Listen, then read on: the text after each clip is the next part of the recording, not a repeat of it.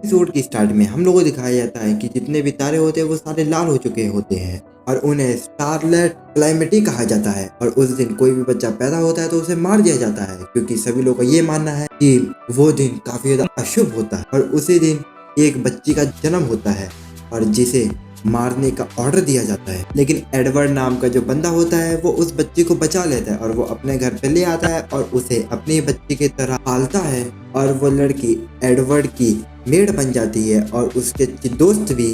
और बेसिकली ये रसीलिया और रजीना ही होती है। और ये सारी स्टोरी रजीना ल्यूनिस को बता रही होती है और वो बताती है कि ये जो स्पिरिट है ये सिर्फ रॉयल फैमिली के लोगों के पास ही होता है। ये जो स्पिरिट्स है ये आमतौर पे कभी भी किसी से अलग नहीं होते। अगर ये अलग होते हैं तो मतलब उसके ओनर पे खतरा है। ल्यूनिस कहता है शायद उसे भी बंदी बना लिया होगा, जैसे कि बाकी सबको बना के रखा हुआ है। तो रजीना कहती है क्या, और वो थोड़ी सी दुखी भी हो जाती है। ल्यूनिस कहता है तुम्हें दुखी होने की कोई जरूरत नहीं है, जो बाकी लड़कियां हैं वो वहाँ पर हैं और वो सब संभाल लेंगी। तुम्हें बस प्रिंसेस को ढूंढने पे ध्यान देना चाहिए। जिस बात को वो मान जाती है और वो प्रिंसेस को ढूंढने लगती है। और यहाँ पे तो अभी भी फैंडिस अपनी जुबान कैंची की तरह चला रही होती है और वो बोल रही होती है आखिर तुम हमें ले जाना कहाँ चाहते हो। तो वुल्फ वाला मॉन्स्टर बोलता है तुम्हें इतनी ज्यादा घर जाने की जल्दी क्यों है, रुको अभी मैं बॉम्ब ब्लास्ट करता हूँ और तुम सीधा ही घर पे अपने पहुंच जाना। अल्फाइन रेसिलिया से कहती है मुझे पता लग गया है कि जो बॉम्ब का कंट्रोलर है वो किसके पास है।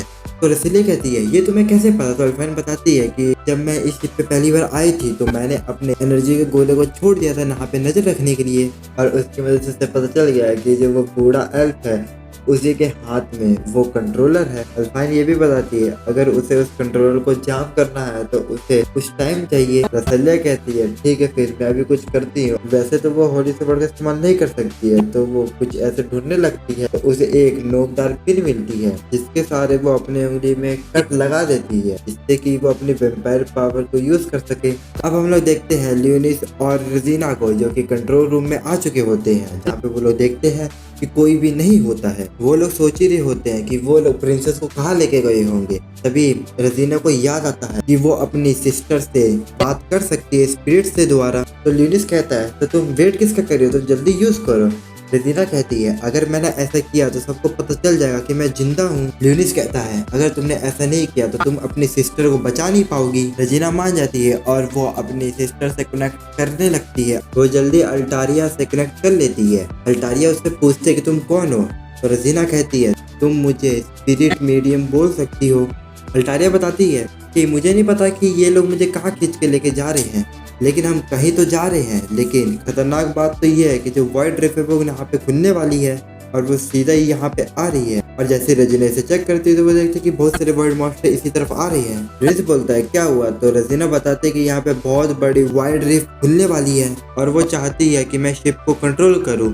ल्यूनिस कहता है कि वाइड को मैं संभाल लेता हूँ, तुम शिप को संभालो। और वो अपने मैजिक से खिड़की को तोड़ देता है और वो वहाँ से चले जाता है। अब हम लोग को दिखाया जाता है फिर से रेसिलिया को, जो कि अपने ब्लड को मैनिपुलेट करके एक थ्रेड की तरह इस्तेमाल कर रही है ताकि वो उस बुड्ढे से वो स्टिक छीन सके। रेसिलिया अल्फाइन से कहती है जैसे ही मैं तुम्हें सिग्नल दूं तुम वैसे ही जैमर को ऑन कर देना। इतने में ये फैन स्पीड से उन्हें धमकाने लगती है और ये सुन के तो बुरो को गुस्सा आ जाता है और वो कहता है तुम्हें तो मैं अभी ठिकाने लगा देता हूँ। तभी एक प्लेट गिर के टूट जाती है और हमें साकुया को दिखाया जाता है जो कि ब्रेड खा रही होती है। और उसे देख के वो बुल्फ वाला मॉन्स्टर कहता है कि तुम आजाद कैसे होगी, तुम्हारी रस्सियाँ कहाँ गई। तो साकुया कहती है वो तो मैंने अपने नाइफ से ही उसे काट दिया। तो बुल्फ वाला मॉन्स्टर उसे पकड़ने के लिए जा ही रहा होता है। इतने में ही एल्फ वाली वो लड़की बोलती तुम उसके पास मत जाओ, वो उड़ान की एक वॉरियर है। इतने में फैनरेज भी उस बुल्फ पे हमला कर देती है और उसे नीचे गिरा देती है। इतने में रेसिलिया सिग्नल दे देती है और अल्फाइन अपने एनर्जी बॉल से कुछ वेव भेजने लगती है, जिससे कि जो उसका ब्लड थ्रेड होता है वो जाके सीधे उसके स्टिक पे जाता है और स्टिक के टुकड़े से हो जाते हैं। साकुया होती है वो एल्फ वाले वुमेन को हरा देती है। फैनरेस अपने फॉरेस्ट बुल्फ का इस्तेमाल करके वहाँ पे सभी जगह जमाने लगती है। अब रेसिलिया भी अपनी रस्सी को तोड़ के अपनी होली स्पॉट को बुला लेती है और उस बुड्ढे को हरा देती है, जिससे कि जो बॉम्ब होता है वो भी डिस्ट्रॉय हो जाता है। अब साकुया फेनरी की भी रस्सी खोल देती है और कहती है तुम्हें इतना ज्यादा कुछ करने की जरूरत ही नहीं थी, मैं अकेले ही इन्हें हरा देती। साकुया रेसिलिया से कहती है कि तुम जरा ल्यूनिस से पूछो कि वो ठीक है कि नहीं। तो रेसिलिया अपना फोन लेके ल्यूनिस को कॉल लगाने लगती है, लेकिन ल्यूनिस तो कॉल ही नहीं उठा रहा होता है। तो सभी लोगों को चिंता होने लगती है कि ल्यूनिस गया तो गया कहाँ। तभी वो सभी लोग बाहर में देखने लगते हैं, क्योंकि बहुत सारे वॉइड होते हैं और वो लोग तो शिप के ऊपर भी आने लगते हैं। और जो वॉइड होते हैं वो खिड़की तोड़ के अंदर आने की कोशिश कर रहे होते हैं और सभी लोग तैयार हो जाते हैं फाइट करने के लिए। वॉइड अंदर आ जाता है, जो फेनरिस के वुल्फ होते हैं वो उस पर हमला करते हैं, लेकिन वो कुछ उखाड़ ही नहीं पाते हैं उसका। और जो रेसिलिया और एल्फाइन होती है वो सभी लोगों को अंदर भेज रहे होते हैं जिससे कि सभी लोग सेफ रहें। तभी अचानक से रेसिलिया को ल्यूनिस की आवाज सुनाई देती है। तो रेसिलिया कहती है कि तुम कहाँ पर हो। तो ल्यूनिस कहता है कि मैं यहाँ पर नहीं हूँ, तो मैं वाइड मॉन्स्टर को रोकने के लिए आया हूँ। मैं कीचेन के द्वारा तुमसे बात कर पा रहा हूँ, और वैसे भी अब तुम मेरे साथ काम करते हो तो तुम्हें इतना हैरान होने की जरूरत नहीं है। ल्यूनिस बताता है कि जैसे कि तुम्हें पता ही है कि इस शिप पे बहुत सारे वाइड मॉन्स्टर आ चुके हैं और रेजिना पायलट वाली जगह पर है, बस तुम्हें उसे प्रोटेक्ट करके रखना होगा ताकि वो शिप को एक अच्छी सी जगह पे ले जाए। तभी ल्यूनिस उस डार्क एल्फ को देख लेता है जो कि प्रिंसेस को लेके जा रही होती है। रेसिलिया अल्फाइन को बोल के वहाँ से चली जाती है, और जो डार्क एल्फ होती है वो प्रिंसेस को कहीं लेके जा रही होती है। अल्टारिया उससे पूछते कि तुम मुझे कहाँ लेके जा रही हो। तो वो एल्फ बताती है मैं तुम्हें एक ऐसी जगह लेके जा रही हूँ जहाँ पे तुम्हारी आवाज कोई भी ना सुन सके। अब हम लोग रेजिना को देखते हैं जो कि कंट्रोल रूम में जा रही होती है, लेकिन उसे बहुत सारे वॉइड घेर लेते हैं। तभी यहाँ पे रेसिलिया आ जाती है जो कि वॉइड को खत्म करने लगती है। दूसरी तरफ साकुया बहुत सारे वॉइड को मार रही होती है। तभी जो जायंट रिफ होती है वो खुलती है और उसके अंदर से एक बहुत बड़ा वाइड मॉन्स्टर निकलता है जिसका नाम ब्रेन ईटर होता है। उस पे कोई ज्यादा हमला काम नहीं कर रहा होता है। तो साकुया कहती है मैं इसे अकेले संभाल लूंगी, तुम लोग यहाँ से जाओ। सब लोग उसे मना करते हैं, लेकिन साकुया मानते नहीं है। तो सभी लोग वहाँ से चले जाते हैं और साकुया फाइट करने के लिए रेडी हो जाती है।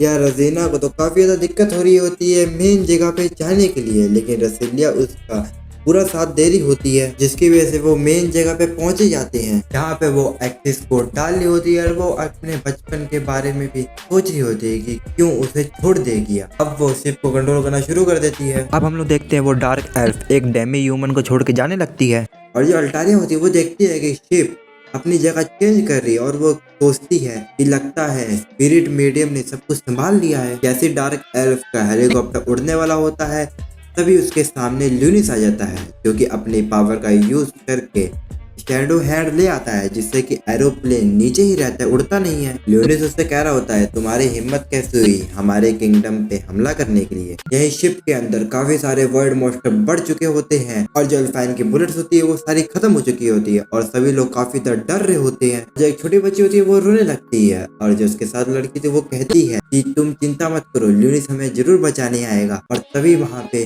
चेरी आ जाती है जो कि पल भर में ही उन्हें खत्म करके वो बाहर निकल जाती है। वो बाहर आके सोचती है पता नहीं मास्टर को इन लड़कियों में दिखता क्या है। फिर हम लोग साकुया को देखते हैं जिसने ब्रेन ईटर को हरा चुका होता है, और ल्यूनिस को देखते हैं और ल्यूनिस के सामने होती है डार्क एल्फ जो कि बोलती है कि तुम कौन हो। ल्यूनिस कहता है मैं हूँ डीमन लॉर्ड। डार्क एल्फ कहती है तुम्हें क्या मैं बेवकूफ दिखती हूँ। अब वो एक अपना फायर अटैक इस्तेमाल करती है, लेकिन जो ल्यूनिस है वो तो डीमन लॉर्ड है, वो तो पल भर में ही फायर अटैक को गैप कर देती है, वो भी एक स्पेशल अटैक से, जो देख के डार्क एल्फ तो हैरान होती है। वो एल्फ तुरंत ही ल्यूनिस को पहचान जाती है।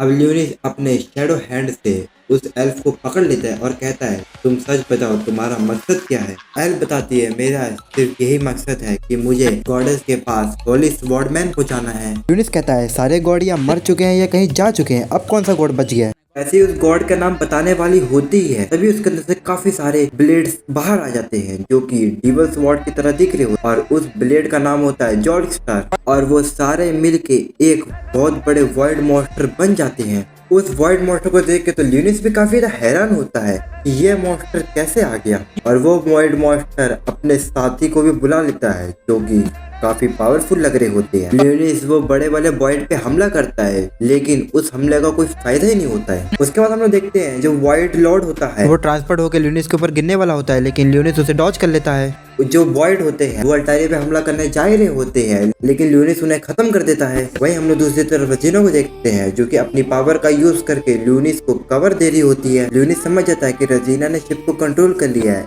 और वो उसकी मदद कर रही है। रजीना तो उस वॉइड मॉन्स्टर के ऊपर मिसाइल से भी हमला कर देती है। पहली मिसाइल से उसे कुछ हार्ड डैमेज नहीं पड़ता है और जब वो दूसरी मिसाइल फायर करती है तो दूसरी मिसाइल में तो रसीलिया होती है। रसीलिया को देख के ल्यूनिस कहता है कि तुम ये उड़ते हुए एंट्री क्यों मार रही हो। रसीलिया कहती है रजीना ने कहा था कि अगर मैं उड़ते आऊंगी तो एंट्री काफी कूल लगेगी। और वो जो वॉइड लॉर्ड होता है वो और भी मॉन्स्टर को समन कर लेता है, जिसे देख के ल्यूनिस कहता है रसीलिया मुझे तुम्हारी मदद चाहिए। और वो रसीलिया से कहता है कि तुम मेरे लिए थोड़ा टाइम निकालो, जिसके लिए वो मान जाती है और वो अपने ब्लड को काफी ज्यादा डार्क करती है और मैनिपुलेट करके उन मॉन्स्टर को मारने लगती है।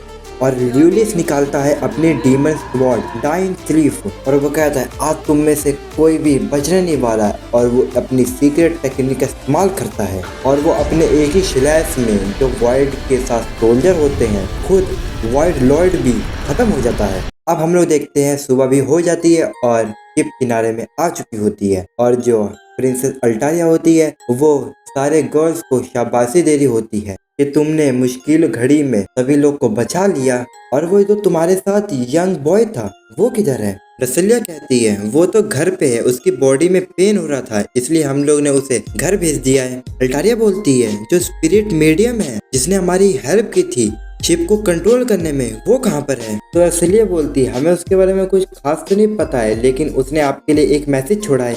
और वो उस मैसेज को अल्टारिया को बता देती है, जो सुन के अल्टारिया खुश हो जाती है। अब हम लोग ल्यूनिस को देखते हैं जो कि बेड पे लेटा होता है और उसे काफी ज्यादा पेन हो रहा होता है क्योंकि उसने काफी ज्यादा मेहनत जो करी होती है उस फाइट में। और वो अपने मन में कहता है आखिर में मैंने उस गॉडेस के बारे में इंफॉर्मेशन ले ही नहीं पाया। और वो आराम कर ही रहा होता है तभी वहाँ पे बिना नॉक किए रजीना आ जाती है। ल्यूनिस उसे कहता है कम से कम नॉक करके तो तुम्हें अंदर आना चाहिए। रजीना कहती है अब तुम्हें कैसा फील हो रहा है। तो ल्यूनिस कहता है मसल में अभी भी थोड़ा सा पेन है। और जो रजीना होती है वो एप्पल पाई बना के ले आई होती है ल्यूनिस को खिलाने के लिए। ल्यूनिस कहता है कि तुम अपनी बहन को नहीं देख पाई, क्या ये ठीक है। तो रजीना कहती है कोई बात नहीं, मैं उससे इतने समय बाद बात ही कर पाई तो यही ठीक है, वो भी मैं तुम्हारी वजह से ही बात कर पाई। और रजीना उसे थैंक यू के रूप में गाल पे किस कर देती है। रजीना की किस लेके तो ल्यूनिस का मुंह लाल हो जाता है। रजीना कहती है क्या किस पाके तुम्हारा हार्ट रुक सा गया था थोड़े सेकंड के लिए, लेकिन जो मैंने तुम्हें किस किया है ये वाली बात है सिल्ले को मत बताना नहीं तो वो गुस्सा हो जाएगी। और इसी के साथ हो जाता है ये वाला एपिसोड खत्म। अगर आपको ये वीडियो पसंद आई हो तो लाइक सब्सक्राइब जरूर कर देना। तो मिलते किसी और वीडियो में, तब तक के लिए sayonara और